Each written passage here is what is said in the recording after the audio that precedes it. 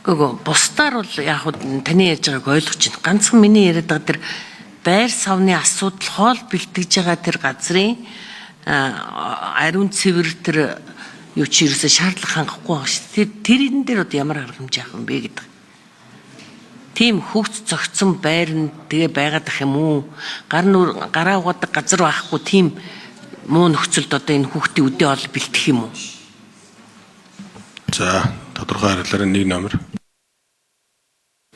Мэдээж энэ орчин нөхцөл дээр бол салбарын хяналтын байгууллагууд хяналтаа тавиулаа явж байгаа. Хэрвээ яг ийм шаардлага хангахгүй байвал засвар үйлчилгээ бол хийх ёстой. Одоо бол засаг захиргааны нутаг дэвсгэрийн нэгжийн тухай хууль, сургуулийн өмнөх ерөнхий боловсролын хуулиар орон нутгийн соёл, спорт, боловсрол, эрүүл мэндийн байгууллагын засвар үйлчилгээ бол орон нутаг өөрөө төсвөрөөр хариуцаад ингээд засвар үйлчилгээ хийгээд явдаг. За хэрвээ яг ийм тодорхой кейсүүд байвал орон нутаг дээр нь бид нар шаардлага тавиад засвар үйлчилгээ хийлгүүлэх боломжтой.